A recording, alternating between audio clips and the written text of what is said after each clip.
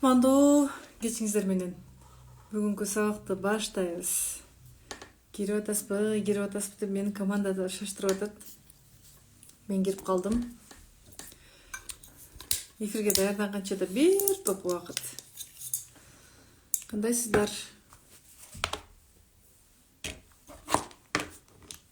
Сиздер менен амандашып, көрүшүп турганыма кубанычтамын.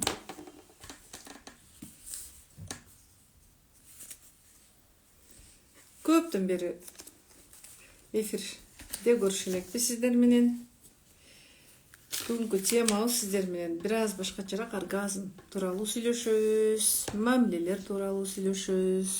Качан офлайн болот интим гимнастика дейт, йога, интим гимнастиканы бир кылып койдук, себеби пайдалары өтө сонун экен йоганын дагы. 13 май башталат. Бирок батыраак жазылып алыңыздар. Орундар бат эле толуп калып атат, анткени өзүм өтүп атам эфирде. Тезирээк жазылып койбосоңуздар, орундар бат эле толот. Өзүңүздөр байкап аткан чыгарсыздар. Инстаграм баракчага деле чыгарбай элебиз, сторизге деле чыгарбай элебиз. Аялдар өздөрү билип жазылып атышат. Сарафанный радио менен келип атышат. Региондордон келгендер көп ошондой эле. Аллага чексиз шүгүр айтам.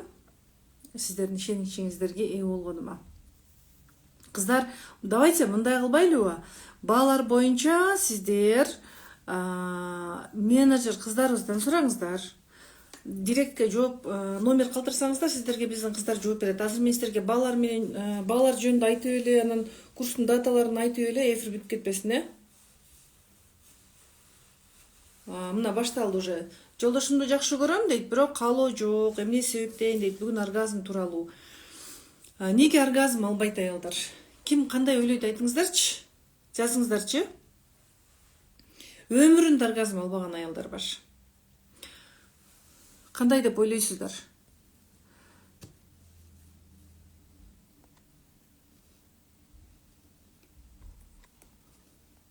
Оргазм албоонун бир канча себептери бар. Анан азыр дагы сиздерге бир жакшы отзыв бар экен. Кандай дейт? Кыйла арыктап калдым дейт, ичим кирип калды, күнгөдөн күнгө өзүм сүйүп баратам дейт. Бул жерде кыз болдум деген отзывды сиздерге көрсөткүм келип аткан. Муну деле окуп кое бериңиздер мына. Муну деле окуп кое бериңиздер.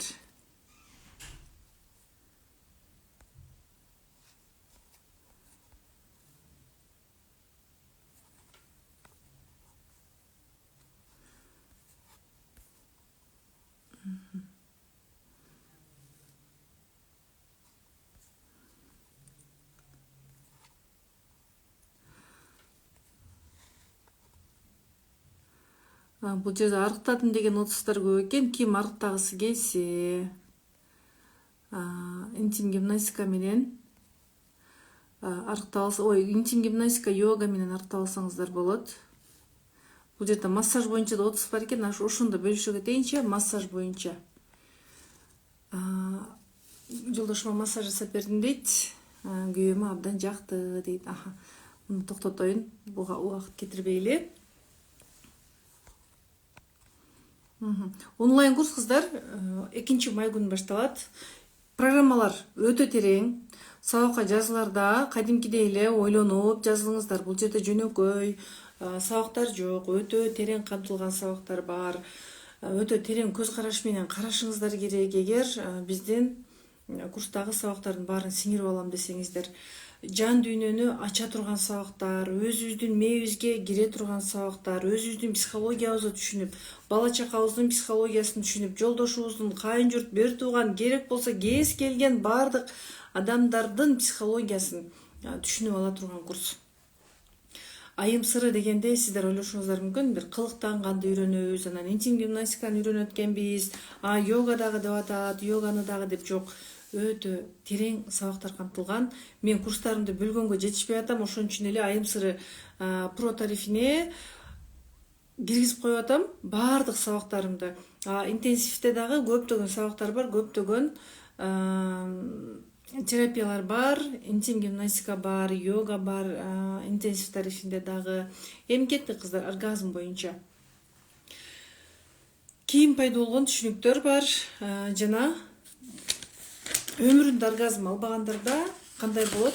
Психологиялык травма. Өзүңүздөр ойлоңуздарчы, көптөгөн курстарга катышып атасыздар, интим гимнастика жасасам эле оргазм алып калат экенмин, анан жыгачтай болуп жата бербейм, мен да жыргап калат экенмин. Оргазм деген эмне болду экен деп сиздер ошондой ойлошуңуздар мүмкүн. Оргазм албоонун бир канча себептери бар. Оргазм деген негизи бул сексуалдуулук деген сөз эмес. Сексуалдуулук башка нерсе. Аялдын тартымдуулугу, кылыктуулугу, көзүнүн жайнап турганы, аялдык инсандык сыпаты. Эми инсандык сыпат дегенде эркектердин коомдорду башка, аялдын коомдорду башка. Ошол тартымдуу аял дегенде инсандык жүрөгү ачык сыпаттары аялдын көрүнүп турат. Назиктиги, үн тону, балдарга мээримдүүлүгү, күйөөсүнүн жанында аял болуп өмүр сүрүүсү. Ал эми оргазм деген бул жыныстык катнашта лаззат алуу. Оргазм жакшы болуу үчүн кыздар, мен комментарийде өчүрүп турбасам болбойт. Мен суроолорго оюм бөлүнүп кетип атат. Азыр мен сүйлөйүн, анан сиздердин суроолоруңуздарга жооп берем, жарайбы? Азыр жөн эле суроо жазып, сиздердин убактыңыздар кетпесин. Оргазм боюнча, эгер өмүрүңүздө оргазм албаган болсоңуз, бул психологиялык травма. Көбүнчө тыюу салуулардан, ай кызым кой, уят. Эркектердин көзүн караба, сени бузуп кетет. Эркектердин коюнан жылаңач кирбеш керек, сени эртең өмүр бою айтат уят деп. Эркектер деген мындай дей берип, биздин мээбизге ошол кирип калган. Мисалы, мына дагы бир нерсе айтайын. Дайыма ата-эненин урушу. Ата-эне көп урушканда, анан үй бүлөнүн чоң кыздары бар го, же болбосо үй бүлөдөгү баардык кыздар деле үйдүн жумушунун баардыгын мойнуна алып алган, бала туруп үйдүн жумушунун баарын мойнуна алып алган. Мындай кыздар да сексуалдык энергиясы да жабылып калат, оргазм албайт, сезимдери жок, алар жумуш кылып сүйүүлөрүн көрсөтүшөт. Мисалы, жамгыр жаап атат дейли. Жанында 2 адам бар. Ал чоң кыз го. Баардыгынын проблемасын чечип үйрөнгөн. Эми чоң кыздардын баары деген нерсе жок. Бир мисалга айтып атам да. Өзү камкордук кылып инелерине үйрөнүп калган да. Анан жамгыр жаап атат, өзүнүн колунда зонтиги турат, мисалы. Жанында дагы 2 адам турат. Караса алардын зонтиги жок. Алар кантип кетет? Аларга да камкордук кылыш керек го. Ал неосознанно эмне кылат? Жана зонтикти жана кыздарга берет дагы, кой сен кантип кетесиң? Койчу, мен эптеп кетип калам, сен могу зонтикти алып сен үйүңө жетип ал. Дейт дагы өзү жамгырда суу болуп кетет. Ал камкордук кылып үйрөнүп калган. Мындай кыздарда оргазм, сезимталдуулук аз болот. Проблема чечкенге үйрөнүп калышкан. Андан кийин атадан такыр махабат албаса. Мен ушул боюнча сиздерге айтып берейинчи, бир нерсе чечмелеп берейинчи. Могу жерде жакшылап уксаңыздар. Бул суроону мага ким берди? Интенсив тарифинде окуган бир кызыбыз берди. Мен интим гимнастика жасап атам дейт, такыр результат болбой атат дейт. Анан ушундай вопростор көп келет. Интим гимнастиканы жасап атам, такыр болбой атат. Мен эмнеден болбой атат дейм? Влагалищенин передний стенкасын текшертип кел дейм, задний стенкасын текшертип кел дейм, витамин ич дейм, ашша салмагың жокпу, салмагыңды ташта дейм. Анан кандай кылса деле, ушул аракеттердин баарын кылса деле, кыны эч бекемделбеген кыздар бар да. Оргазм алмак турсун, кыны бекемделбейт. Анан изилдей баштадым ушул тармакта, ушул туурасында. Консультацияга келген аялдар бар, онлайн, офлайн форматтагы келген сабактар да бар. Анан бир күнү аялдардын ошол офлайн форматта кынын текшерип атып байкап калдым. Что-то не то да?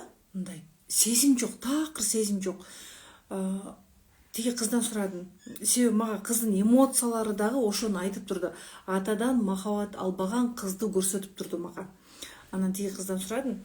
Атаңыз менен 18 жашка чейин бирге болдуңузбу десем, жок дейт. Атам каза болуп калган деди. Бул бир. Андан кийин дагы ушундай ситуация болду. Мен дагы сурадым.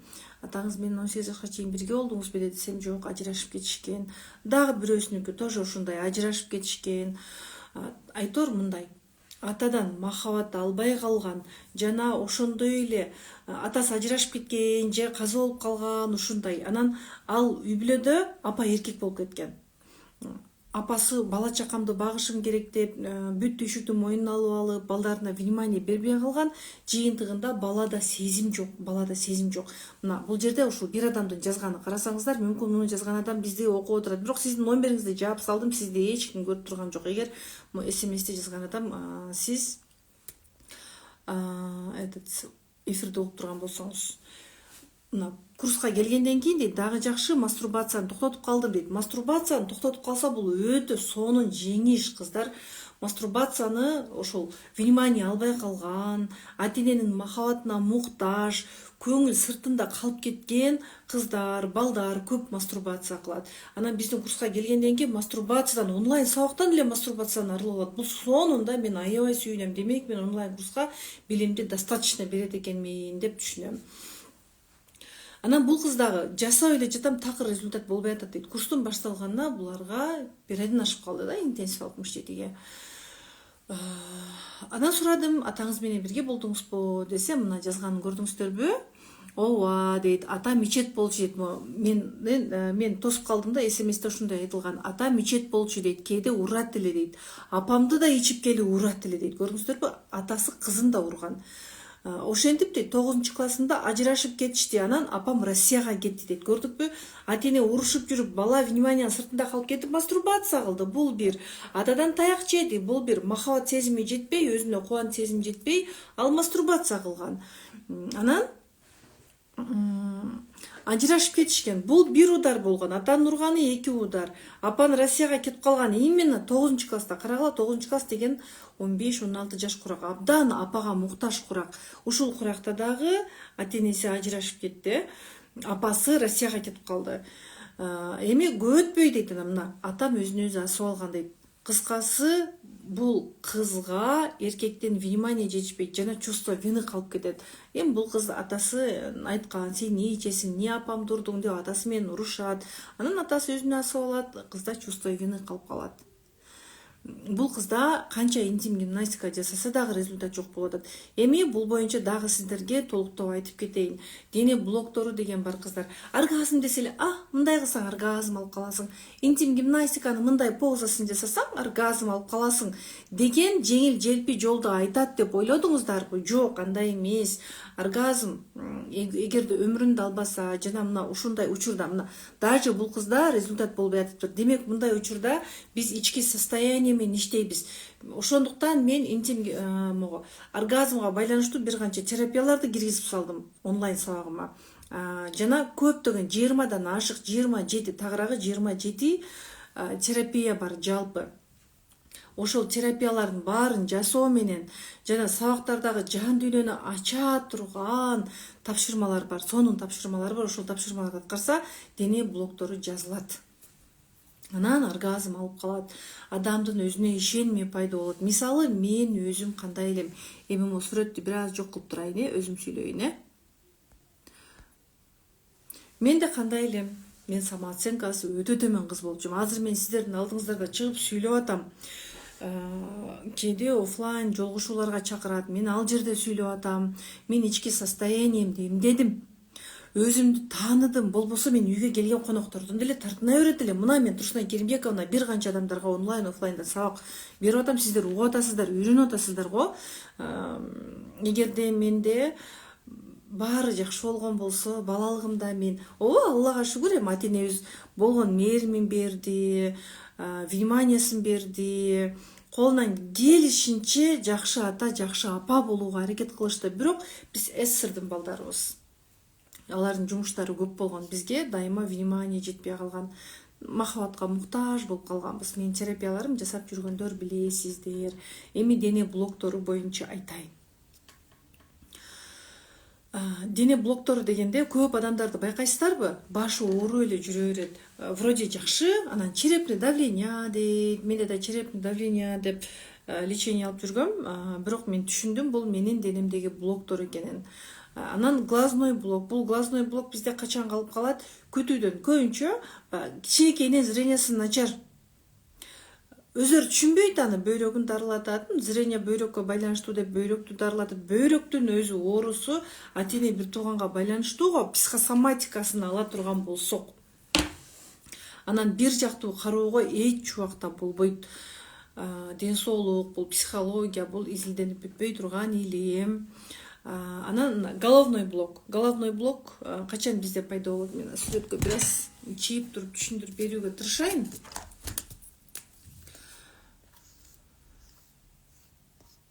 Пат эле чие салайын кыздар сиздерге. Могу челюстный блок, горловой блок, азыр грудной блок, сердечный блок, пупочный блок, анан этот корневый блок. Ошол азыр жазды го бир кыз. Мен мастурбация кылчым, такыр оргазм албачу элем деди эле. Мен суроо бердим ал кызга. Жана азыр интим гимнастика жасасам да результат болбой атат деп атат. Эми мындай бир 1000 кыздан бирөөсүндө ушундай болушу мүмкүн. Результат болбой аткан кыздардын бардыгында ошол ата жетишпеген. Менин практикамда ошондой болду. Мен башкалардын билимине мен гарантия бербейм, бирок менин практикам ушуну көрсөттү да. Мына караңыздар. Могу головной блок деп айтылат. Эгер адамда головной блок болсо, анда ааламга ачыла албайт. Өзү каалаган жумушта иштей албайт, өзүнө жакпаган жумуштарда иштеп жүрө берет. Дайыма баш ооруп жүрөт. Кичине эле переживать этсе баш ооруп калат. Анан могу глазной блок көбүнчө күтүүдөн деп айтып өттүк, Атасы, анеси бирде каза болуп калса, башка бирөө бакса, ал билген жок го. Мисалы 5 жашында ата-энеси иштеш керек болуп калды, же ооруп калды дагы, аны чоң ата, чоң энесине, ата энесине таштап кетти. Бирок ал 5 жаштагы бала, кичинекей бала, ал ата-энемдин жумушу чыгып калды, ошондуктан мени таштап кетти дебейт. Ал бала таарынат, мен керек эмесмин деп ойлойт. Ал ситуацияны түшүнбөйт бала эч убакта. Анан ал күтөт ата-энесин. Же болбосо бир мындай болгон, бирде 5 жаштагы кызын бирөө эжесине берип коет. Алыс эле бирөөгө берип коет. Мен балам карап турсун, кызың десе. Ал жана тиги баласын караткан аял эшигин куттап өзүнүн кызы менен жана кызды үйүнө таштап кетет. Бул кызда кичинекей күнүнөн зрениясы начар, өзү билбейт экен, качантан бери дейт. Кийин ошол иштешүү арасында өзү түшүндү, дейт, көрсөм мен дейт, ошол апам мени тиги аялга берип койгондон баштап менин зрениям бузулган экен деп атпайбы? Кийин өзү билип атат. Анан челюстный блок, мисал, апаң үчүн жеп кой, атаң үчүн жеп кой дегенде челюстный блок калып калат. Мисал, дагы мен айткандай болот, бардыгы жаагыңды жаап отур деген сөздөрдү укканда дагы мен жаагымды жаап отурушум керек, мен унчукпашым керек, мындай жабылып калат. Челюстный блок. И грудной блок, то есть горловый блок, үнүңдү чыгарба. Бизде эмне кылды? Орду дагы анан ыйлап, эмоцияларыбызды чыгарып атканда жаап үнүңдү, бакырба, ыйлаба деген сөздөрдү айткан бизге, араспы? Мында бизде горловой блок калып калат. Мен терапияларымды жасап жүргөн кыздар билишет, көбүнчө терапия жасаганда абдан тамактары ооруйт. Ошол дене блоктору менен иштеп отурабыз. Эгер мына ушул денесинде блоктор бар болсо, адамдарда кандай болот? Кылыктана албайт, ачыла албайт, эркелей албайт. Мына мисал, мен сиздерге азыр бир тапшырма берем. Ачык. Ачык. Сиз могу сөздү айта аласызбы?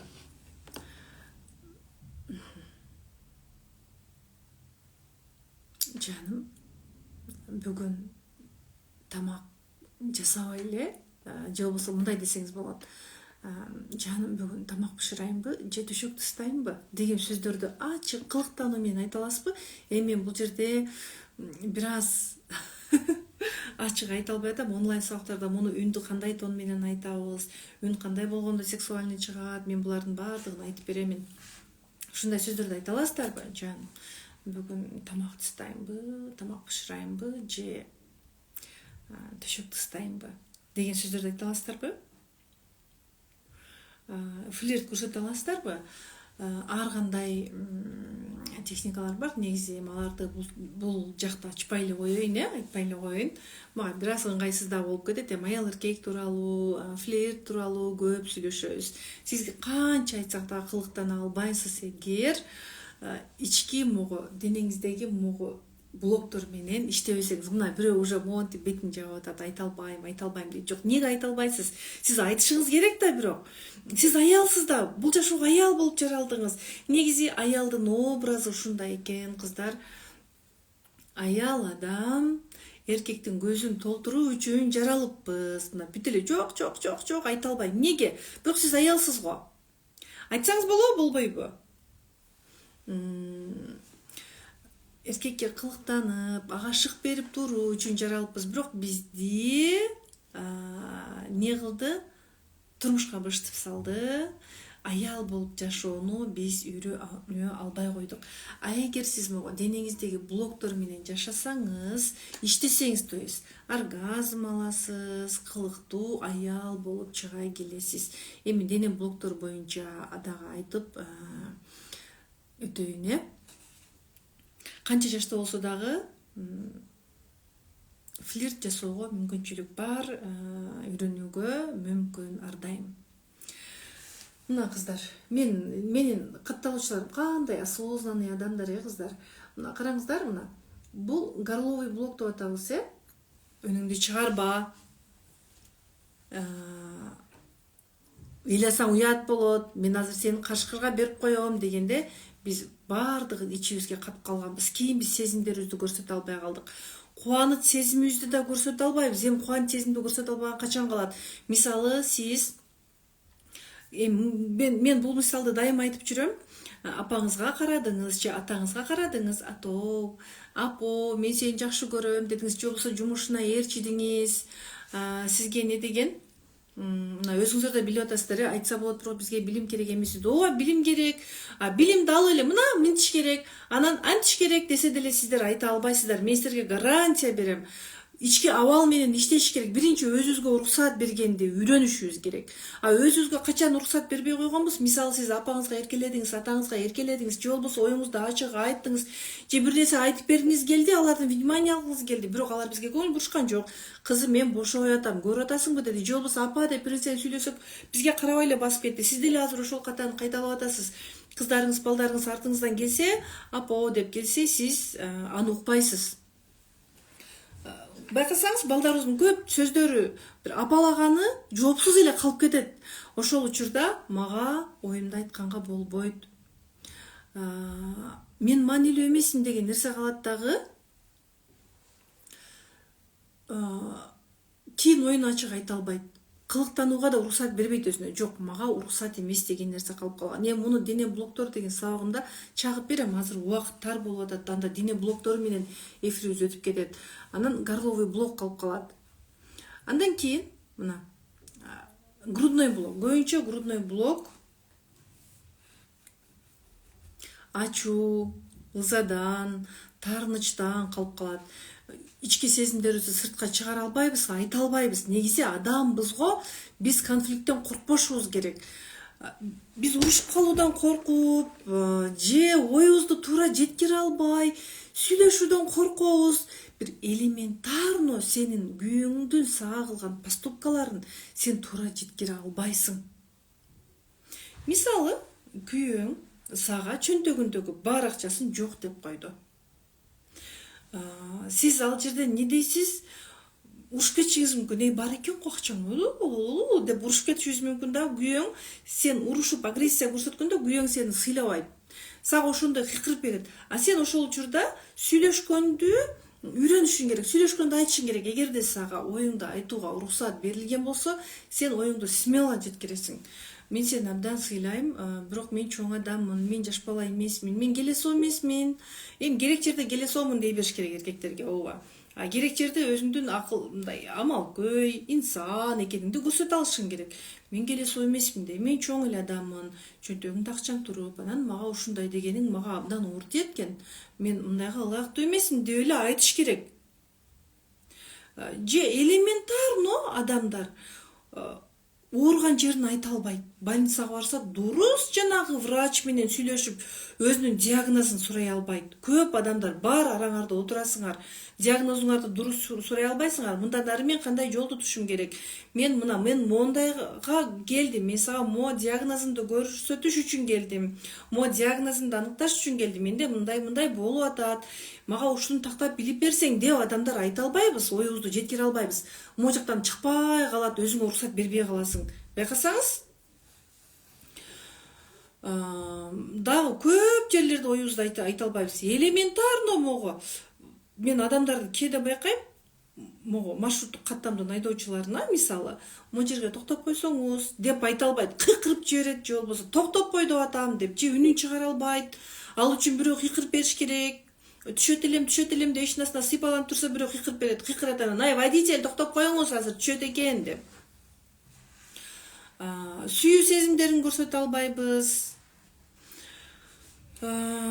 Ушунун баардыгы могу горловой блок. Анан айта албагандан кийин ачуу, ыза калып калат. Же болбосо туура жеткире албайбыз дагы, биз бетке айтам деп ойлойбуз. Жок, бетке айтуу деген нерсе негизи кыздар бул туура эмес болуп калат. Диалогко барыш керек, туура оюңду жеткириш керек. Сэндвич менен жеткиресиң, жакшы көрөрүңдү айтасың, анан обедаңды айтасың, ысый урматыңды айтасың. Анан могу андан кийин грудной блок деп айтып өттүк. Андан кийин так, диафрагмальный блок, сердечный блок. Бул дагы ошол ачуу, ыза, таарыныч кээде адамдар текебердиктен деле таарына беребиз. Өзүбүз текебербиз. Мен бир адамды билем, бирөөлөрдөн акча алышканын билем. Анан алар акчасын сурап атат. Акчамды бер десе, тиги акча алган адам таарынып атат. Сурабай турса деле болот эле да, тигилер сурабай турса деле болот эле да, алардын акчасы көп го дейт. Интересно, бул деген текебердик. Мындай адамдар айланып кетейин, алар жашоодо сынала берет. Анан сыноосунан качан сабак алып түшүнгөндө жол ачылат, мындайча айтканда. Сиздердин аябай көп нерсе жазып атасыздар. Кыздар, мен вообще азыр жооп бере албайм, кыздар. Жооп берсем азыр сабак укпай каласыздар да, суроо жооп болуп калса анан дагы айтасыздар да, суроо жооп кылып бүтүрүп койдуң деп. Андан кийин пупочный блок. Киндиктин айланасы, жадындын тушу, көбүнчө бул атага байланыштуу. Эркек өмүрүбүздөгү эркек адамдарга байланыштуу. Мээрим албай калганбыз. Дайыма мындай адамдар цистит болот, бөйрөгү ооруйт, боор ооруйт. Ушул киндиктин айланасы ооруйт. Канча лечение алса дагы айыкпайт. Мунун психосоматикасы ошол атадан махабат албоо, атадан таяк жөө, ападан махабат албай калуу, сезимдерибиздин ошол жабылып калганы. Айтор, муну дене блоктор деген сабагымда айтып берем. И корневый блок. Корневый блок дегенде көбүнчө зордукту алып калуу, такыр атанын махабатын көрбөө, атанын өтө катаал болгону, мындайда кыздар оргазмды албай калат.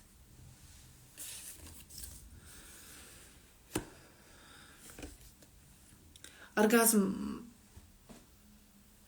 суроолорго жооп берсеңиз жакшы болот. Кыздар, суроолорго бир аздан кийин жооп берейин. Азыр оргазм жөнүндө кыскача айтып берейин. Эми мына жана айтып өттү го тиги кыз, дагы бир жолу эфирге чыгарайынчы. Мына ушул кызда корневый блок бар и пупочный блок бар. Бул кыз денедеги блоктору менен иштегенде анан результат болот. Азыр бул кыз түшүнгөн жок да, неге төмөнкү жагы иштебей атат. И муну түшүнүп алгандан кийин каза баштайт. Мына мунун баарын мен сиздерге сабактарымда, онлайн сабактарымда чайнап беремин. Бул кыз дагы мына суроого келди, суроосун берди, анан түшүнө баштады. Эми издене баштайт, анан Алла кааласа алды жагында жыйынтык болот. Блок деген жөн эле блок эмес, кыздар. Ал деген напряжение бар ал жакта. Тырышуу бар, ал жакта кан айлануу жакшы жүрбөйт. Удиана жасаганда көп кыздарда биринчи келгенде көкүрөктөрү тырышып калат. Анан мен офлайн форматта терапия жасатам. Терапиядан кийин аялдар кадимкидей ачыла түшөт. И дыхание жасатам. Андан кийин аялдарда кадимкидей курсактары жакшы иштеп калат. Кыздар, мен оратор эмесмин. Ораторский мастерство боюнча билим алгым келип жүрөт. Менден аны талап кылбагыла, мен психологиялык билимдеримди сыгып берем. Хорошо? Хорошо. Оргазм деген өзү эмне? Жүрөк тез согот. Оргазм учурунда, жыныстык катнаш учурунда кан айлануу жакшырат, баш бөлүктө кан жакшы топтолот, алдыңкы булчуңда, төмөнкү жакта кан жакшы топтолот, пульс жайлайт. Ушул кан оргазм менен коштолуш керек. Эгер өмүрүндө аял оргазм албаса, анда эрте климакс болот, эрте картаюу жүрөт. Анан өмүрүндө эмне? Измена деген нерсе болот. Эгер измена дайыма боло бере турган нерсе болсо, ар бир эркек чындап эле жүрө турган болсо, анда биз неге көтөрүп кое албайбыз? Сенин күйөөң жүрдүбү? Ким менен жүрдү? Баланча менен жүрдү. Жок, менин күйөөм измена кыла эле, качан кылат болду экен? Сен качан жүрөсүң деп эле биз аны туура эле кабыл алат элек го. Измена болгондо аял жан алып жан берет. Стресс болот, жыгылып түшүп калат, жек көрүү калып калат. Изменадан кийин аялдарда каалоо сезим жок болуп кетет, Эми изменанын бир канча себептери бар. Кээде эркектер апасынан эмоция албай калса деле, аялдан эмоция издей берет.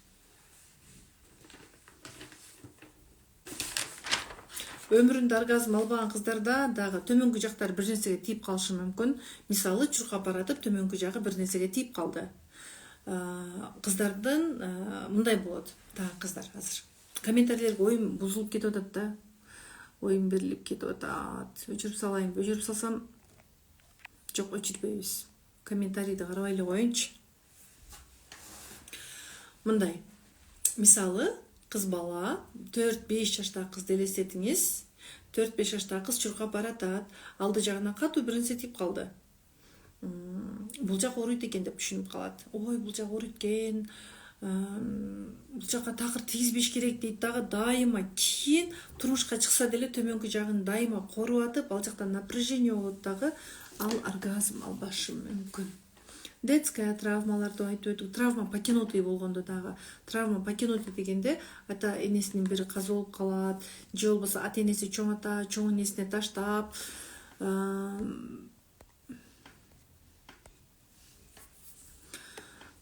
башка жака кетишет. Мында кыз бала мени таштап кетти деп ойлойт. Бул боюнча айтып өткөм, Ал эми кийин пайда болгон түшүнүктөр. Такыр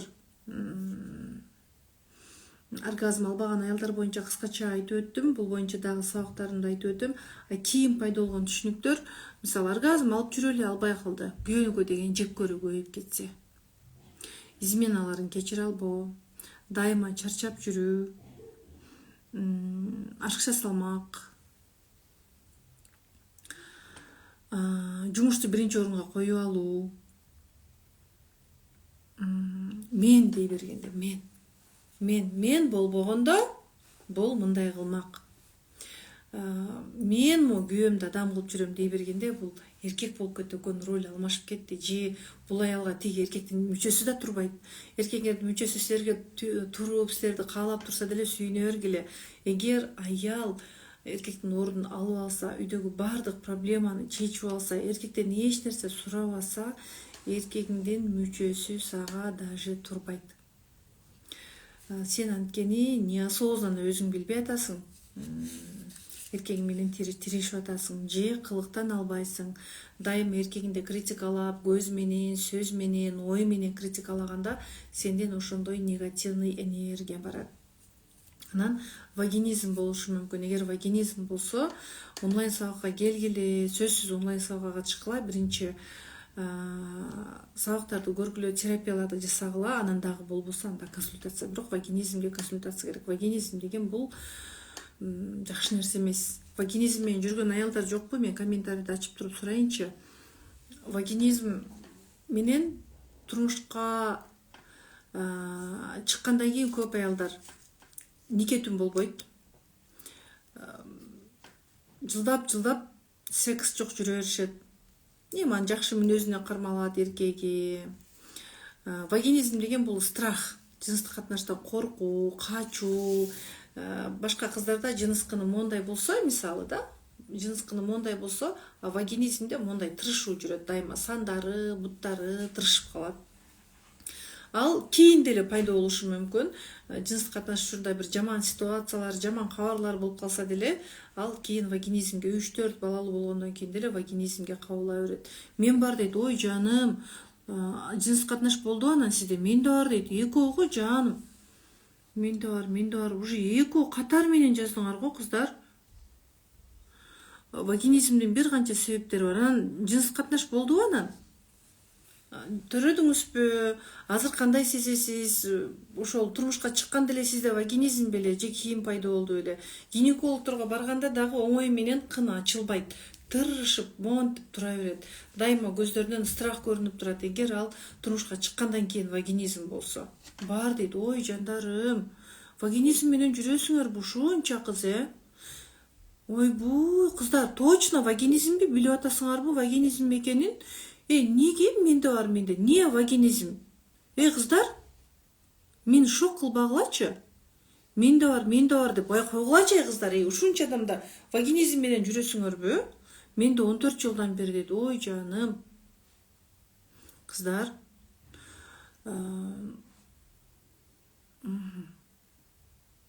анда иштешиңер керек, психолог менен иштегиле. Онлайн сабактагы терапияларды аткаргыла, суроолоруңарды бергиле, кийин пайда болду дейт. Антип жүрбөгүлө кыздар. Вагинизм менен 4 баладан кийин болду дейт. Вагинизм менде бар дейт. Ой жандарым, кагылайын, аябай көп турбайсыздарбы? Мен ушул убакка чейин бир да жолу ушул суроону берип көрбөптүрмүн. Өтө көп турбайсыздарбы? Сабактарга катышып, терапияларды аткаргыла. Анан могу вагинизми бар кыздар, мен сиздер менен онлайн сабакка келгенде бекер разбор кылып берейин. Ал суроо жооп сабагында болот. Суроо жооп сабагында разборду кимге кылып берем? Сабактарды активдүү көргөн, конспектлеп жүргөн айымдарга берем.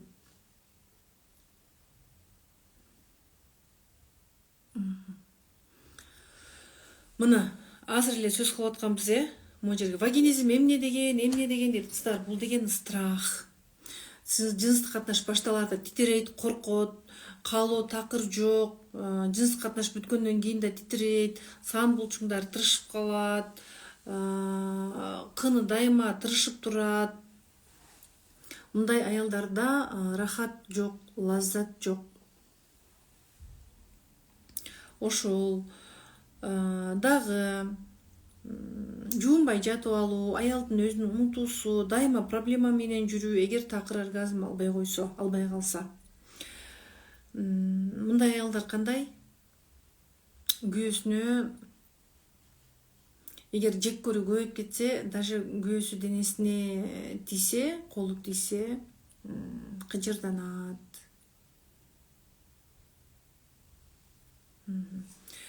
Бул дурус эмес. Кээ бир кыздар бар, такыр жыныстык катнашты жумуш катары көрөт, анан күйөөм уктап калса экен дейт. Жок кыздар.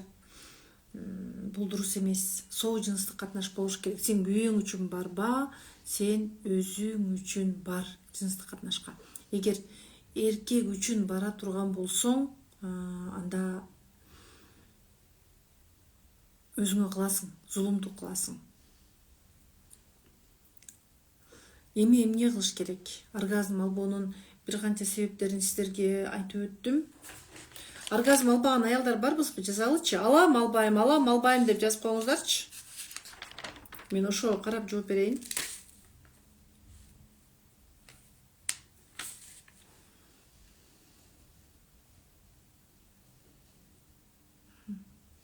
Оргазм алайын дегенде күйөөм бүтүп калат дейт. Курска келесиз, массаж бар, массажды жасап бересиз. Аны массажды күйөөңүзгө не деп айтасыз? Сеники эрде түшүп калып атат го, мен жүдөп калып атам, мен чала өлгөн жыландай болуп атам, мен сага ошон үчүн массаж жасап берем эмес. Сен аябай күчтүүсүң жаным, мен сенин ушул күч кубатыңды сактагым келет, сен кандай күчтүүсүң деген сөздөрдү айта бериш керек. Могу массажды жасаганда алам, албайм дейт. албайм, билбейм эмне экенин дейт. Оргазм алам дейт. Оргазмдын вагиналдык жана клитордук оргазм алат аялдар. Ошол боюнча айтып берем. Көп аялдар оргазм албайт экен. Күйөөм менен ажырашканда албай калдым дейт, алам дейт. Азыр албай калдым дейт. Мен күйөөгө тийгенден бери оргазм эмне экенин билбеймин дейт. Күйөөм бүткүнчө ооруп кетет. Төмөнкү булчуңдар бош. Жолдошумдуку дейт тез бүтөт дейт. Алгым келбейт дейт. Дурус эмес. Оргазм кана тез эле бүтүп калат дейт. Ушундай суроолор аябай көп келет. Эмне деп айтасыздар силер эркектерге? Меникин да бүтүр, бир нерсе кыл деген сыяктуу сөздөрдү айтасыздар. Жок, массаж жасап бергиле. Күйөөңөрдү айтсаңар болот, негизи массажга барса болот, бирок өзүнүн каалоосу менен барыш керек. Сиздер деле муну тил менен жеткирсеңиздер болот. Атайын массаждар бар турбайбы деген сыяктуу, эркектин күч кубатын сактай турган, узак дагы да созула турган массаждарды алса болот экен деп айтсаңыз болот. Анан көп эркектер массажга баргандан уялышат. Өздөрүнүн эркек экенин монтип көрсөткүлөрү келе берет да, төш кагып көрсөткүлөрү келе берет. Эми жашап атасың ошол эркегиң менен. Биздин кыргыздарда ден соолук боюнча тарбия жок. Демек сиз өзүңүз жасап беришиңиз керек. Бизде массаж бар, аябай жакшы түшүндүрүлгөн, жакшы көрсөтүлгөн. Бир 15 күн жасап берсеңиз, туура жасап берсеңиз, узакка созулат. Бул боюнча айтылат. Анан эркектин мүчөсүн макташ керек. Мисалы, биз могу жерибизде эле сулуулайбыз го. Аялдар бар, мен курска келгенде айтам, онлайн сабактагыларга, оффлайндагыларга айтам, төмөнкү жагыңарды тарткыла дейм да. Төмөнкү жагыңарды тарткыла, бир 15 күндөн кийин төмөнкү жагыңар агарып, сулуу боло баштайт десең, ушул 50ге келип, 40ка келип анан төмөнкү жагын карайт. Ага чейин карабайт. Биз ушул эле жерди карай беребиз, болду. Бул жагыбыз каша-машасы чыгып калган эски эч кийимдин ичинде, ким көрмөк эле, ой муну кымбат алган менен эч ким кармалабаса эмне дейсиздер. Өзүңүздөргө деле жакшы го, комфортно го. Кымбат эч кийим кийсеңиздер.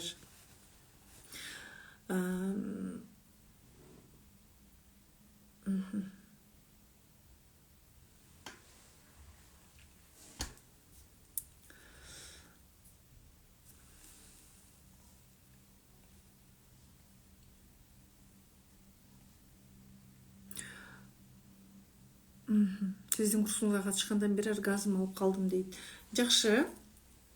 Эгер оргазм албай калуу алдыңкы булчуңдардын бошоп кетүүсүнөн боло турган болсо, анда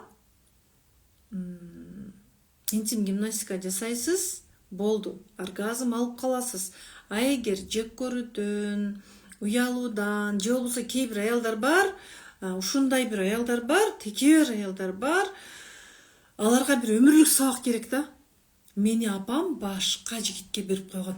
Мен өзүм жигитиме бербей койгон. Ошондуктан мен бул күйөөм менен жашагым келбейт дейт дагы, күйөөсүн кагып силкейип, өмүрү өтүп кетет. Качан кийин жана эркеги измена кылганда, башка бирөөгө алмаштырганда, анан көзү ачылат, бирок ал учурда уже кеч болот. Кээ бир эркектер деле бар, ооба, ушундай аялынын минустарын көрө берген, плюсун минус деп көргөн эркектер бар. Андай учурда айткыла, силер сүйлөшүшүңөр керек. Андай эркектер да бар, өзүңөрдү азаптанып жашабагыла. Ал просто сен закондуу түрдө жашайсың, бирок сенин чыныгы жан дүйнөң эркекке ачылбайт. Сен ага ачылган менен ал сага жабык. Бирок бул деген эми сенин идеалдуулугуң, анан эркектин минусу деген сөз эмес, кандай учур болгондо дагы сүйлөшүш керек. Эми андай дагы ситуациялар бар деп айтып кеттим. Мен айтып аткам, биз могу жерибизде эле сулуулайбыз деп аткам. Эмнени айтып аттым эле деп комментарийге басып кеттим. Могу жерибизде эле сулуулайбыз, төмөнкү жагыбыз калып кеткен. Аялдар айтат, ушунчалык страшный экен дейт да. Анан бирөөнүн мондай сонун кылып смс жазып коюптур, каякта жүрөт. Ушунчалык жакшынакай, ушунчалык страшный экен, күйөөбүз муну кантип жакшы көрүп жүрдү экен деп жазыптыр да. Бүгүн осы группага кирсең ушундай деп жазыптыр да. Азыр эми кадимкидей агарып калды, сулуу болуп калды деп жазышкан экен айымдар. Эркектерде мүчөсү кичине эле кыймылдап турса болду. Алар өздөрүн красавчик сезишет. Эркектерди каерде көрдүк эле? Сенин көзүң бакырайган, тиги баланчанын көзү бакырайган экен, менин көзүм жумшак экен, менин оозум долдойгон, сенин оозуң сонун деп эркектер бири-бирин салыштырган уктук беле? Эркектер баарын бирдей кабыл алышат. өздөрүн эркектер жакшы көрө беришет. Болду. 70-теги чал деле мүчөсү турса турбаса деле мен катын алам дей берет, байкайсыздарбы? Демек алардын ошол сен эрте бүтүп калдың, мен калып калдым дегенден пайда жок. Анын мүчөсүн мактайсыз. Ойбуй, аябай көп жаздыңыздар. Мен оргазм эмне экенин билбейм, чынында эле жолдошум күндө эле каалай берет. Менде каалоо жок, ушун азапланууш, талаш дейт, жашым 43-тө дейт. Сексуальныйлар бар, анан сексоголиктер бар.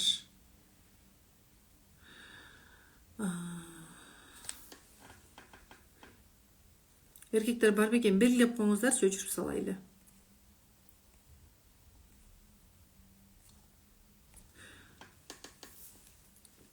Мындай, сексуальныйлар бар, анан сексоголиктер бар.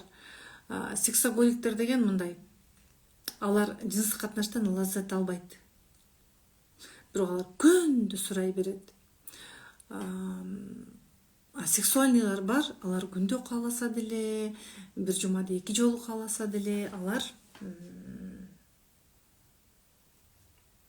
лаззат алат жыныстык катнашта, аялын да лаззатка жеткирүүгө тырышат. Эркекти өчүрдүм дейт. Азаматсыз элек жакшы кылдыңыз, Мен оюм ошол жака бөлүнүп атат деле. Сексуальный эркектер бар, алар күндө лаззат алат. То есть ар бир жыныстык катнаш сайын лаззат алышты билет. Кээ бир аялдар бар, күйөөсүнө сууп кеткен. Күйөөсү менен көп урушат. Күйөөсүнөн таяк жейт, бирок секс деп күйөөсүнө жармаша берет. Ал деген кубаныч сезиминин жоктугу. Могу жердеги пустотаны секс менен жабат. Ооба, лаззат ала берет күйөөсүнөн. Бирок элестет эми. Сени уруп атат, согуп атат, бирок сен күйөөң менен баары секс деп анын артынан жүрө бересиң. Анда сен демек өзүңдүн мээңде өзүң жоксуң деген сөз. Кыздар, айымдар. Эркектериңер деле силер жөнүндө ойлонсун. Эркектериңер деле аялыма кандай болгондо жакшы сөз айтам. Эркектер деле аялыма кандай сөз жагат, мен аялыма кандай болгондо жакшы болом деп эркектериңер деле ойлонсун. Биз аялдар эле аракет кыла беребиз көбүнчө. Эркегиңер ойлонуш үчүн эми биз эмне кылышыбыз керек? Аял ордунда болушубуз керек. Деп мурдуңду көтөрүп алган деле сенин эркегиң өзгөрүп кетпейт. Сен аял ордуңа түшө бер. Эркекти сиз эч убакта өзгөртө албайсыздар, кыздар. Эмне кылалы эми? Жашап атасыз. 4-5 балаңыз менен ажырашып кетмек белеңиз. Сиздин дагы травмаларыңыз бар. Эркектериңиздин да травмалары бар. Аларды да ким тарбиялады? 4-5 жаш болуп калса дагы, 10 жаш болуп калса да кезип салам тигил жагың. Сени эркек деп ким айтат деген апалар тарбиялады. Аларда сөзсүз блок бар. Оюн айтууга аларга деле уруксат берилбеди. Бирок биз да келесоо эмеспиз. Биздин да травмаларыбыз бар, бирок биз дагы совсем келесоо эмеспиз. Өзүңөрдө анча-мынча нерсеге бар. Бизде мындай нерсе бар го, аял чыдаш керек. Эмнеге чыдайсың? Эмнеге чыдашың керек аял? Таяк жеп деле чыдай беришиң керекпи? Кыйкырса деле чыдай беришиң керекпи? Кыздар, же сизде чыдап жашап картайып кетүү, же аял болуп, тилиңизди оңдоп, өзүңүздөн инсан экениңизди таанып, дисциплинага кирип, кылыктанууну үйрөнүп, эркек үчүн эмес бирок кыздар. Эгер эркегиме кылыктанам десек, анда ал эмоция менен өзгөрөсүз, кайра эле баягы тупикке түшүп каласыз. Азыркы замандын аялы эркек үчүн аракет кылбаш керек. Өзүнүн инсандык орду үчүн аракет кылганда, эркек аялдын энергиясы менен баары бир нерсе кылат. Эркекке негизи көп деле нерсе керек эмес. Чоң үй, кымбат мебель, кымбат килем, кымбат шторалар деле керек эмес. Карасаңыздар, эркекке аял керек. Эркекти эч убакта бала кармабайт. Эгер бала кармай турган болсо, 10 бала менен, 7 бала менен жанагы үй бүлө мамур-жумур болуп кетет беле? Болуп кетет эле го. Именно ошондой үй бүлөлөрдө көп жагат жана измена деген балекет. Аял өзүн унутуп коет ал үй бүлөдө. Эркегиңиз мисалы сизди жаңы көргөндө сизге кандай чуркаган, сизге кандай жакшы сөздөрүн айтты, сиз үчүн кандай аракет кылды эле, сиз ал учурда кандай элеңиз? Эми бойдок убакты туурап ал деген сөз эмес болгону, аял ордуңда бол, канча жашта болсоң дагы. 50-гө чыксаңыз деле кылыктуу айым боло аласыз. Кылыктуу айым болуу үчүн сиз өзүңүздүн сексуалдык энергияңызды ачышыңыз керек. Оргазм алуу үчүн дагы өзүңүздүн сексуалдык энергияңызды ачышыңыз керек. Вагиналдык оргазм бар, анан клитордук оргазм бар. Бая ушул боюнча айта кетем деп аттым эле. Вагиналдык оргазм дегенде бул узак болот. Мисалы, сиздер канча убакытка чейин оргазм аласыздар? Мына могу жерде азыр 99% аялдар, 99 эмес эми, нормальный оргазм албайт. 99% десек деле туура болот. Нормальный оргазм алышпайт. 1 мүнөттүн тегерегинде 30 секундтук оргазм алышы мүмкүн. Жыныстык катнашта эле узак, сол жыныстык катнаш жок да, кыскасы. Аял эркек көбүнчө кандай? Эркек аялга ачылып, кучактап, келип, бири-бирин каалап, рахаттанып, анан либидо көтөрүлүп, анан оргазм албайт. Детайлуу. Тийишип калгансың, секс болсунбу, сен үстүмө чыгасыңбы? Деп анан кайра экөө эки жакты карап жатып алып, көп үй бүлөлөрдө ушундай экен да, байкасам. Оргазм деген бул эки адамдын каалоосу менен болуш керек. Жана аял вагиналдык оргазм алыш керек. Вагиналдык оргазм алуу үчүн биринчиден кын бекем болуш керек.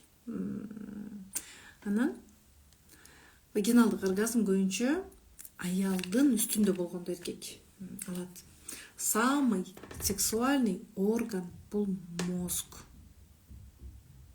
Көп аялдар ойлойт, самый сексуальный орган бул төмөнкү жакта ойлойт. Жок, самый сексуальный орган бул мозг. Мээни тарбиялаш керек. Жыныстык катнашка дагы сен мээ менен барасың. Ар бир жыныстык катнаштын алдында күйөөң жөнүндө жакшы ойлорду ойло. Эгер күйөөңүз жөнүндө негатив көбөйүп кеткен болсо, дайыма жыныстык катнаштын алдында жазыңыз. Күйөөңүздүн жакшы жактарын жазыңыз.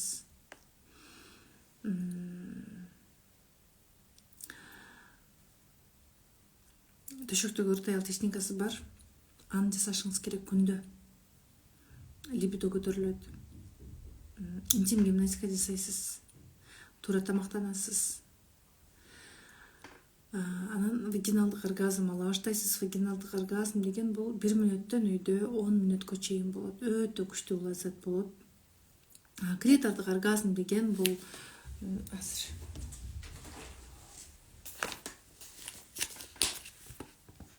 жыныстык катнаш учурунда күйөөмдү көрсөм ачуум келет дейт. Мына эми байкаңыз, неге ачууңуз келет? Текебердиктен ачууңуз келип атабы?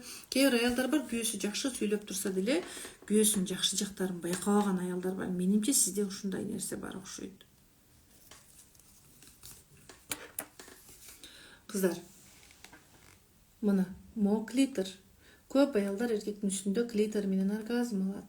Клитордун аялга канат берүүчү бөлүгү теринин алдыңкы жагында болот. Анан шашып, тез ат чапкандай болуп, шашып оргазм алуу бул оргазм эмес, бул жөн эле бир рахаттануу болушу мүмкүн, же бир кыска бир тучокко жетүү болушу мүмкүн. Бирок оргазм деген жыныстык катнаштан кийин оргазм алганда аял дагы, эркек дагы мемирейип уктап кетет.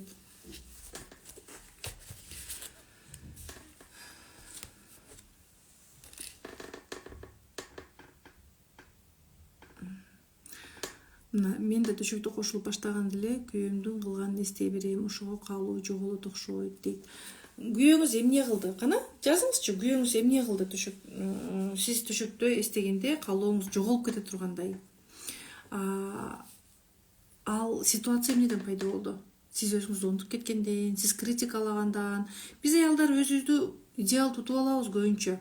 Же тескерисинче күнөөлөй беребиз. Өзүбүздүн жакшы жагыбызды шуурудай кылып тизип алабыз.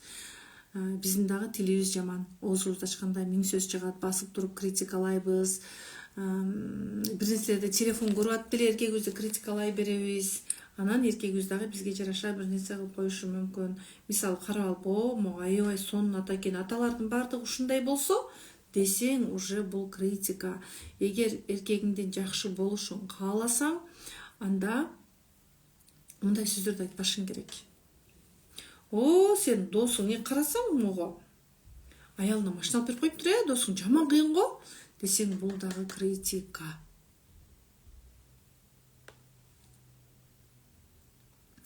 Эркек менен сүйлөшүш керек. Эмнени каалайсың?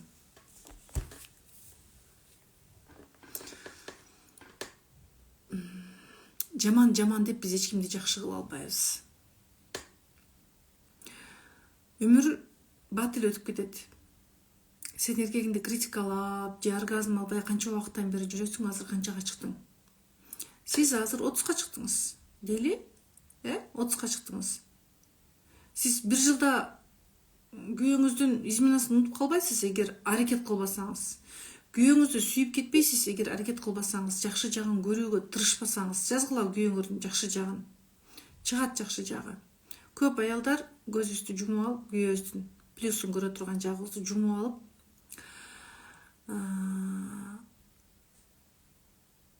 өмүр сүрөбүз. Мен экинчи турмушум, күйөөмдү көрсөм, аялын ойлоп жаткан жокпу дей берем. Экинчи турмушуңуз болсо, өзүңүзгө ишенбестик жокко. Өзүңүзгө деген жек көрүү бар. Күйөөм өп чыттабай калды дейт. Флирт керек сизге. Мындай нерсе бар да. Азыр түшүндүрүп берейинчи. Бул негизи серьезный эле суроо. Эфир жабып атабы кыздар?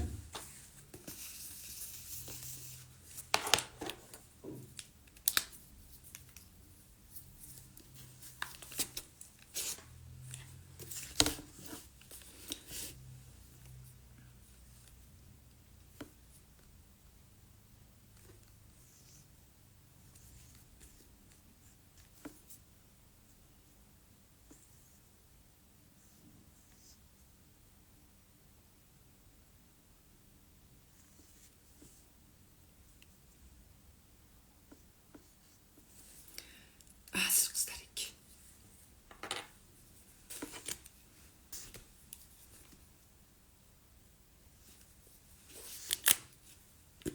Мына. Мо эриңиз. Аты Мырза. Бул сиз да. Эгер сиздин ролуңуз мо жака алмашып кетсе, бул апа го. Эгер ролуңуз апа ролуна чыгып кетсе, комплимент айтсаңыз дагы жарашкан, ушу жакшы жарашты, ушуну алсаң ай мого, сен баягын тандап алдың, ал болбойт деген сыяктуу айттыңыз комплиментти дагы. Же критикаладыңыз, койчу сен кечке эле ушундайсың. Мисалы күндүз элементарно күндүз бир картошка алып келди да. Не мында картошка алып алдың, бир шкан картошка. Мен сага Пикассо ал десем, сен неге желе алып алдың, Неге сен мында күрүч алып алдың? Сен дайым эле ушинте бересиң да. Биз кээде ушундайбыз аялдар. Жакшы нерсени эмес, только жаман нерсени көрөбүз да. Анан сен кечинде койнуна кирсең, сени өппөйбү? Сен менен өбүшпөйбү? Эркек чоң 70-теги апа менен лаззат албайт. Же кичинекей кыз ролунда өмүр сүргөн аялдар бар да. Сүйлөсө деле мындай тондору апалардын то есть жанагы чоңойбой калган кичинекей кыздарга окшогон. Лалай жүрө беришет. Өзүң карап туруп, ойбой, ушулар чоңойсо экен дейсиң да, ушуну менен жашап аткан эрине рахмат деп кетесиң да. Эркек мо менен да лаззат албайт, рахат албайт. Кичинекей кыз менен эркек өйшсө рахат албайбы? Жок, эркек өзү менен бир волнада боло билген аял менен рахат алат. Кыздар, бир жактуу эч убакта карабайбыз. Көздү чоң ачып туруп байкаңыз. Өзүңүздү деле жек көрө бербеңиз. Эркегиңизди деле идеал тутуп албаңыз. Мүмкүн эркегиңиз ал кичинекей бала болуп өмүр сүрүп атат. Кээ бир эркектер бар, 50-гө чыкса деле 6 жаштагы баланын психологиясы менен калып кеткен. Психологиялык жашы 6 жаш, биологиялык жашы 50 жаш. Мындай эркектерге программа бериш керек. Только программа бересиң.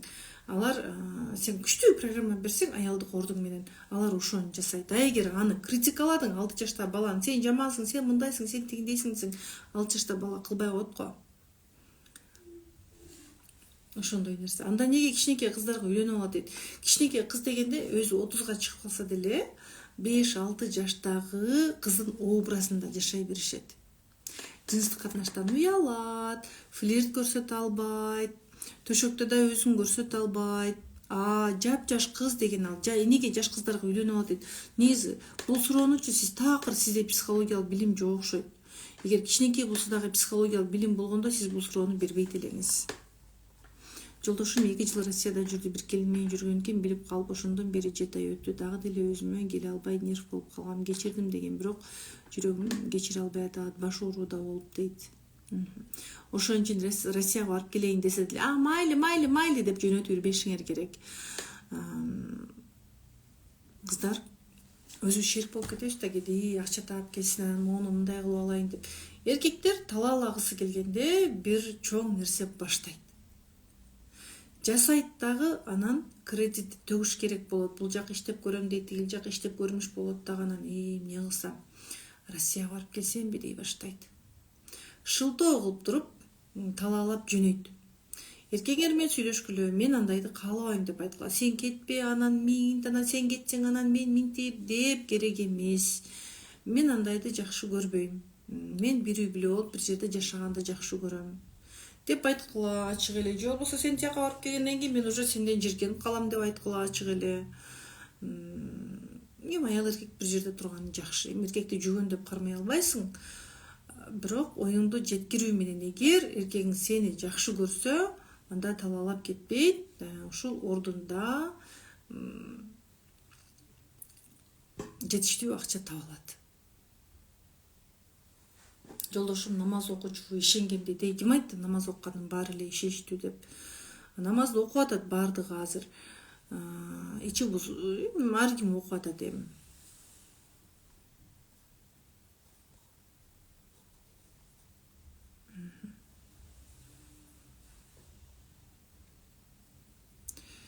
Менин күйөөм кыздар менен таанышып, телефон менен сүйлөшө берет. Неге экенин билбейм дейт. Кыздар, ошого деле анан учукпай жүрө бересиңерби? Переписка бул деле измена. Эгер мени менен бирге өмүр сүрүүнү кааласаң, мен мындайды көтөрө албайм. Мен чоң адаммын. Элестет, мен дагы ушундай сүйлөсөм кандай болот? Мен дагы башка бирөө менен сүйлөсөм жарайбы деп айтыш керек. Андай эркектер бар да мындай. Өздөрү кичинекей бала ошондой иш кылат. Эркек көп жалгыз жүрө чыдабайт дейт, туурабы? Төрөгөндөн кийин сөз интим гимнастика жасаш керек. Төрөгөндөн кийин дагы төрөгөнчө да жасаган жакшы. Биздин курска келген бир аял айтты эле, куш бойлуу учурунда катышкан экен, чүчкүрсөм эле чыгып кетти деп. Күйөөм менен жакшы мамиледен бир аз көйгөйүм бар. Бир нерсе сурап алдыргым келет, бирок күйөөм келгенде сүйлөп айта албайм дейт. Мындай нерсе бар. Атасынан сурап алып көрбөгөн кыз эркектен сурай албайт. Байкап көрсөңүз, эркектен сурай албаган, жардам сурай албаган кыздар сурайын десең эле сени бир нерсе тартып калат аркага. Сен атаңан сурап көрбөгөнсүң. Байкасаңыз, атаңызга ата алып бериңизчи деп сурай албаган чыгарсыз. Үй бүлөдө проблеманы апаңыз чечкен болуш керек. Мындай кыздардын мээсинде эркек алсыз, аял күчтүү деген образ бар дагы. Анча-мынча биз балдарыбызга да алымсынбайбыз. Балдарыбызды дагы алсыз деп көрөбүз. Байкагылачы мына. Азыр денеңизди бош коюп туруңуз. Денеңизди бош коюп отуруңуз дагы. Сезиңизчи. Ата тегиңизден даже атаңызды кандай көрөсүз? Атаңыз сиздин алдыңызда алсызбы же күчтүүбү?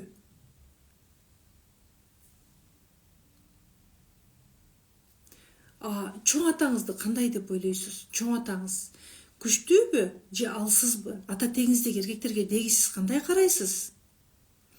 Балдарыңызды кандай ойлойсуз? Балдарыңыз күчтүүбү? Балдарыңызга ишенесизби же өзүңүздү балдарыңыздан көбүрөөк күчтүү деп санайсызбы?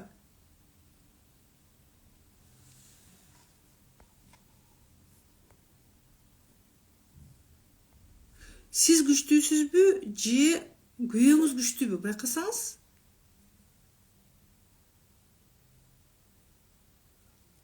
Мына мода кичинекей кыз абалындагы аялдын суроосу эркек киши канча күн жүрө алат, секс жок дейт.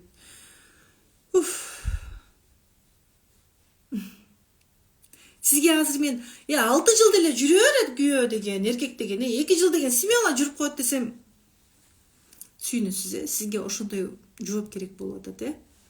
Атам ичкен, бирок колунан баары келет эле дейт.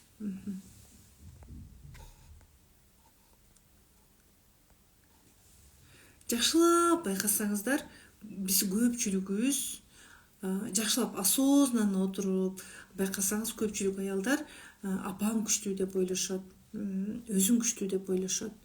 Эмнеге эркек ушунча проблема болуп жатат, андан башка аялдын проблемасы жокпу дейт. Ошол эркектер мындай деген проблема бул аялдардын проблемасы болуп атпайбы? Атабыздан сурап ала албаган болсок, эми эмне кылышыбыз керек? Дальше дейт. Атаны кабыл алыш керек, терапия жасаш керек, бала ордуна түшүү керек. Ошон үчүн мээге образ, жаңы образ, балалык дефицитти толтуруу деген терапияларды киргизгенмин. Амалкөй аялдын тилиндеги бал менен уу, туура сүйлөшүү, белек алуу техникалары бар. Курста ар бирибиздин көйгөйүбүзгө жооп беребиз, сизби дейт. Ар бириңиздин көйгөйүңүзгө жооп уже сабактарда бар. Сабакты абдан активдүү көргөн кыздар айтат, мен сабактарды көргөндөн кийин суроо жаралбай калды дейт. Баардык суроолорума жооп таптым деп айтышат. Сиздер дагы Алла кааласа курска келсеңиздер, баардык суроолоруңуздарга жооп табасыздар. Мисалы мына могу чоң адам, караңыздар, колу жаш бала. Биз көпчүлүгүбүз ушул абалда жашайбыз. 50-ге чыгып калсак деле, 40-ка чыгып калсак деле, кичинекей бала сыяктуу, мага бул мындай кылып койду, күйөөм мага жардам бербей койду деген бул өзүбүздүн кичинекей бала позициябыз. Ушул абалдан чыгып биз чоңоюшубуз керек.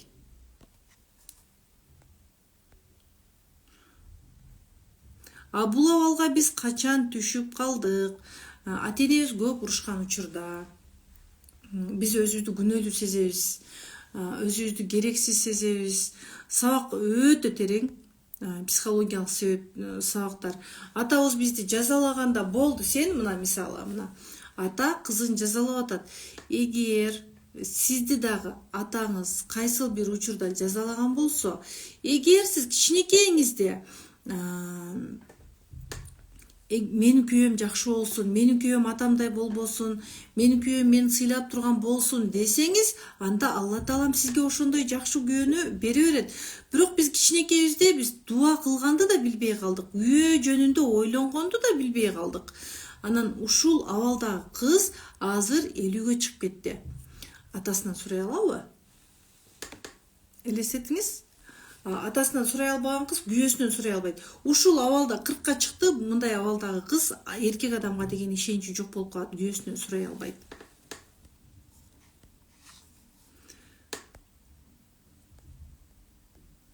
Мунун баарына сабактарда жооп бар. Могу жерде да бир жакшы отзыв бар экен, көрсөтүп коеюнчу. Мына менде сонун өзгөрүү бар дейт, жүрөгүм жеңилдеп көп таарынбай, бирөөлөргө капа болбой калдым дейт. Анан дагы эң негизгиси күйөөм менен кайненем мага атака кылбай калышты дейт. Төшөк кумары да оюмдагыдай болуп атат дейт. Жакшы, күйөөм көзүмдү эле карап калды го дейт. Молодец, жакшы. Дагы бир отзыв бар эле, сиздерге уктайын десем. Суроолорго жооп берем. Бирок психологиялык суроолорго баардык сабактарда сиздерге жооп бар, кыздар. Психологиялык суроолордун айрымдарына жооп берем. Психологиялык суроо десем, ар ким өз кирип алып мен суроомо жооп алып чыгат экен, 3000 сом менен баарын бүтүрүп алат экен десек, анда жаңылабыз. Ал проблема сизде жылдап топтолгон. Анан интим гимнастика менен бирге бизде йога бар, кыздар. Йога жасаганда мына кызыл болуп турат го. Ушул көнүгүүлөр, ушул позада отурганда алдыңкы булчуңдарыңыз иштейт, саан булчуңдарыңыз иштейт, жана фациялар, арка булчуңдарыңыз иштейт дагы. Сизде кадимкидей жашаруу жүрөт. Өтө семизмин деп айтышат аялдар, мына могу көрүнүп турган майларыбыз туура эрийт, интим гимнастика менен булчуңдарыңыз бекем чыңалат. Йога дагы сиздер үчүн керек. Мына бул поза бар. Бул позада саан булчуңдарыңыз чоюлат, курсак булчуңдары тартылат, сизде арыктоо жүрөт. Бул көнүгүүлөрдүн дагы пайдалары өтө көп. Гимнастика кылсам болобу, маткада суу бар экен дейт. Базовый техникаларды кыласыздар. Базовый техникаларды жасайсыз. Кайсыл психология китептерди окуйсуз, кыргыз тилинде барбы дейт. Кыргыз тилинде деле бар болуш керек. Азырынча кыргыз тилиндеги психология китептеринди окуганга, алганга деле жетише элекмин. Өтө көп китептерди алган экенмин. Азыр баарын толук окуп бите элекмин. Интенсив тарифинде эмнелер бар дейт. Ушул тарифтер боюнча кыздар мындай кылбайлыбы? Сиздер директке номер калтырып койсоңуздар, интенсив тарифинде деле биринчи установка травмалар жөнүндө сабак өтүлөт. Андан кийин травманы табуу, эмдөө өтө. Кыздар, мен сиздерге дагы бир жолу айта кетем. Айтмакчы, курс бизде 2 май күнү башталат. Интенсив тарифи 1490 сом, про тарифи, VIP тарифи бул 2990 сом. Бул баалар өтө арзан баа, кыздар. Мен сиздерге ишенимдүү түрдө айта аламын. Сабактарымды окуп бүтүп алсам, дагы сабактарымды дагы жаңылап жазып атам. Жаңы сабактарымды жазып бүтүп алсам, Алла кааласа курсту упаковкалаймын. Терапиялар өзүнчө болот, сабактар өзүнчө болот. Анан айым сыры про курсуна берилген сабактар 4-5ке бөлүнөт. Азыр про тарифини 2990 сом кылып берип койдум. Мен сабактарымды бөлөм дегенче 1 жыл өтүп кетти. Буюрса аз калды. Сабактар бөлүнсө, терапиялардын баардыгын киргизбейм. Терапияларды бөлөмүн, сабактарды бөлөмүн. Азыр сиздер мүмкүнчүлүктөн пайдаланып катышып алыңыздар. Бир трубам жабык дейт, бирөөсүндө жидкость бар экен, интим гимнастика менен кетет дейт. Жидкость кетпейт. Труба ачылат, жабылган труба ачылат. Жидкость болсо, анда сиз лечение алыңыз, иммунитетти көтөрүңүз. Семиз болсоңуз арыктаңыз, уйкуну нормалдаштырыңыз.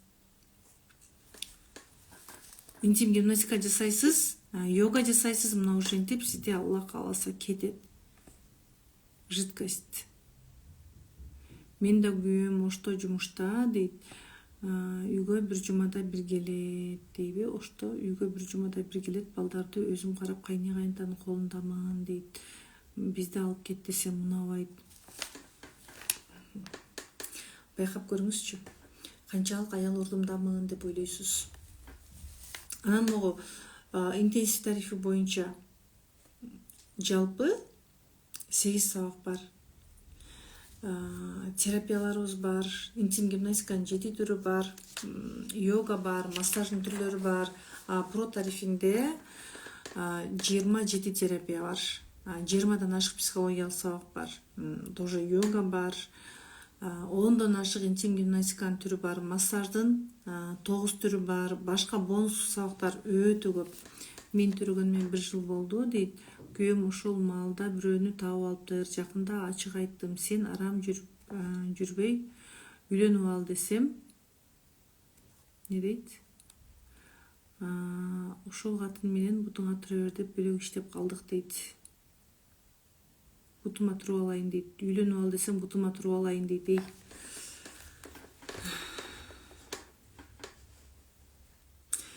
Өзү сүйлөп аткан сөзүбүздү да билбейбиз да. Чын-чынында сиз анын үйлөнүшүн деле каалап турган жоксуз. Ойлонбой туруп сүйлөп койдуңуз, аны коркутуп сүйлөп койдуңуз. Баары үйлөнүп албайсыңбы деп, же осознанно айттыңызбы? Чубак ажыбыз деле айтты эле го.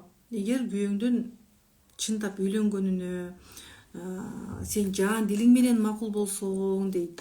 Экөөңүн ортоңдо мамилең бузулуп кетпесе, анда аял алып берем десең, аял алып берсең болот деп айтат. Анан бүгүн сүйлөп аласың дагы, эртең сөзүңөн кайта бересиң деген нерсе. Сизде да окудум ошондой. Үйлөнүп ал дедиңиз дагы, экөөңүздөр 2 бөлөк иштеп калдыңыздар.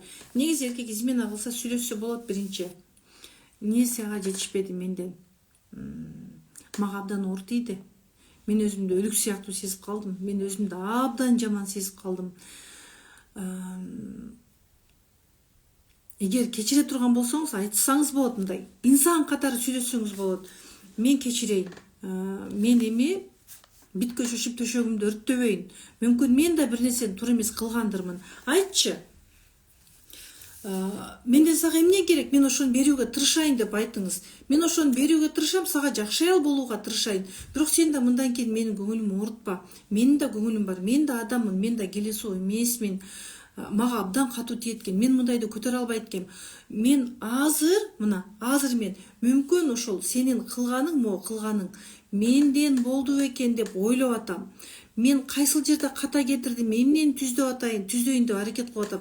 Бирок мындан кийин мындай болсо мен кечире албайм. Менден керек нерсени сен ачык айт деп сурап, андан ары мамилени түздөп кетсе да болот.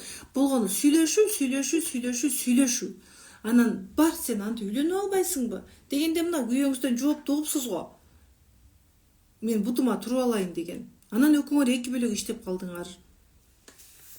Мындай аялдар сүйлөрдү деле мындай ойлонуп сүйлөгөндү билишибиз керек. Оффлайн канча саат болот жайында бишек кылып сиз менен жолугуп сүйлөшөйүн деп эле. Кыздар, эгер консультация алам деген болсоңуздар, ой, эрте эле орун брондоп койгуңуздар. Консультацияга орун бат эле толуп калат. Күндө мен эрте консультация жүргүзөм, жекеде түштө жүргүзөм. Анан сиз келип эле консультацияга кирейин десеңиз, сиз тиги Америкадан келсеңиз деле орун жок, мен 25 саат, 26 саат кылып убакытты чөй албайм, мүмкүн эмес. Оффлайнга жазылам десеңиздер дагы эрте жазылып койгула. Оффлайнга орундар бат эле толуп калат. 13 майда башталат. Ой, кыздар, 13 май болуп калды го. 13 майда башталат. Орундар уже толоюн деп калган. Жазылам десеңиздер, бүгүн эртең жазылып калыңыздар. Оффлайнда кандай только гимнастика кылабыз дейт. Бир жолу психотерапия жасайбыз. Сиздердин ички абалыңыздар менен иштейбиз. Бир жолу психологиялык сабак болот, бирок гимнастика үзгүлтүксүз болот. Йога плюс гимнастика үзгүлтүксүз болот. Психологиялык сабактар онлайнда көп. Эгер менин өмүрүмдө сыноо болбосо, мен андай психолог болуп чыга албайт элем. Бизде дагы ажырашуу болгон деп айтып өтөм го. Жолдошум менен биз дагы эки бөлөк жолго түшүп калганбыз 2015 жылы. 2017 жарашканбыз. Таяк жегем кыздар, мен дагы. Бизде да измена болду, түрү болду. Арыгы менен, семизи менен, улуусу менен, кичүүсү менен. Ойлонуңуздар. Ажырашып кетүү оп-оңой. Нар жагын караңыз, бер жагын караңыз, ортодо балдарды да караңыз. Сиздин ажырашууңуз балдарга кандай тиет, балдарыңыздын психологиясы ажырашканды көтөрө ала турган деңгээлдеби? Ажырашсаңыз эртең ишенимдүү мырзага турмушка чыга аласызбы? Өтө ишенимдүү мырза менен жашап кете аласызбы? Жалпы өзүңүздүн состояниеңизди караңыз, өзүңүздүн жүрөгүңүздү угуңуз дагы. Анан көбүнчө ошол күйөөңүз эле сизге парада. Тигил жак бул жагын караңыз.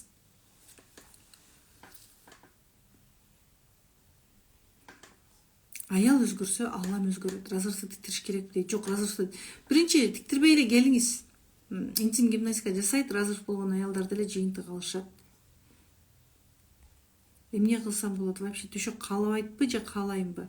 Мен күйөөм менен жашагым келбей калды, бирок жакшы көрөм, өзгөрүш керек, окуш керек болуп жатат. Сиздин сабагыңыз аябай жагат дейт. Окуйсуңар менен кечегиде эртең менен тизелеп жанында отурат. Көзүмдү ачсам ушул убакка чейин кайда жүрдүң? Мен азыр текким келип жатат дедим. Мындай түшүнтүү жазыңыздарчы. Опушение болсо йога жардам береби дейт. Интим гимнастика жасайсыз, интим гимнастика жардам берет. Менде киста бар экен, интим гимнастика менен кетеби дейт. Кыздар, киста болсо фолликулярный киста, наботовый киста, бул интим гимнастика менен кетиши мүмкүн. Киста болсо калган дермоидный кистабы, эмне киста бар, кайсы жериңизде, шейкадабы, маткадабы, трубадабы, киста, миома дегендер булар обидалар. Бизден алтындай болгон кыздар, жандарым, биздин коллективдеги кыздар сонун кылып жооп берип атасыздар. Алла ыраазы болсун баарыңыздардан. Гимнастикада труба ачылганга жардам берип ачылат. Кыздар, эч ойлонбогула, труба ачылат интим гимнастика жасаганда. Спайка кетет. Баарын Аллага тапшырып туруп курска келиңизчи. Онлайн катышасызбы же оффлайн катышасызбы? Трубасы ачылып төрөп кеткендер аябай көп. Натыйжа бир Алладан. Сиз ниет кыласыз, аракет кыласыз. Күйөөм менен жаткым келбейт дейт. кээде жуунбайт көбүнчө дейт, дарат эле алып коет дейт, мурун ичип жүрчү азыр Москвадабыз балдарым менен дейт. Сабакта бул боюнча да айтылат. Азыркы Казакстанда резонанс болуп жаткан Бешимбаевдин окуясы боюнча оюңуз кандай дейт. Кыздар, Бешимбаев деген абьюзер го. Негизи ушул боюнча мен сүйлөсөм деле болот эле өзү. Сүйлөттүңүздөр да. Башка өлкөнүн саясатына аралашкым келбейт негизи. Мындай нерсе бар да. Биз дагы көптөгөн Бешимбаевдер менен жашап жүрөбүз. Өзүнүкүн туура дейт. Эгер анын бир сага кылган поступкаларын айта турган болсоң, ал сени урат. Же болбосо сен менен сүйлөшпөй коет, сени кыйкырып басат, өзүнүкүн туура көрөт. Мындай балдар каяктан чыгат? Өтө эрке чоңоет. Же опека менен чоңоет дайыма. Ата-энеси ал үчүн чечип келген. Мисалы үйдүн чоң балдары, чоң баласы болушу мүмкүн, көп кыздан кийин келген эркек бала болушу мүмкүн. Эми бардыгы эле эмес, бирок айрым үй бүлөлөрдө көп кыздан кийин келген эркек баланы дайыма ата-эне коргой берип, ал чоңоюп кетти. Билбей калды ата-эне деле баласынын 18 жашка чыкканын. Анан жана баласын аяй берип, 18ге чыгып калса деле, кой балам ал жакка барба. Кой балам мындай кылба деп атып, бала өзү чечим чыгарышты билбей калды дагы. Кийин турмушунда бир канча ситуациялар болот, ситуацияларда чечим чыгарышты билбейт, ал ордунан туруп качып кетет. Бирок кыздар, сен абьюзерге кантип таасир берем дешиңиз мүмкүн. Эгер эркек урса, ойлонгула. Анан кээ бир эркектер бар.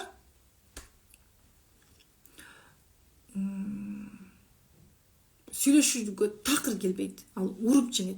Сен аялдык энергияң менен, сен такыр башка адам болуп өзгөрүшүң керек. Мына ошондо эркегиңдин көзү ачылат.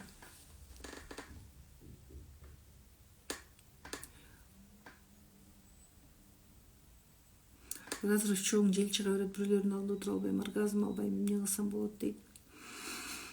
Интим гимнастика жасаңызчы, интим гимнастика жасаганда разрывы бар аялдарда деле результат болуп келип атат. Анан такыр результат болбосо, анда эмне кыласыз?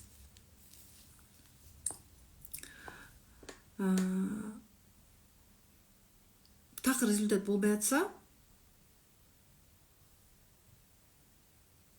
анда анан тиктирсеңиз болот, өтө чоң болсо. Бирок өтө чоң, разрывы өтө чоң аялдар деле келет, жыйынтык алып эле кетип атышат, Аллага шүгүр.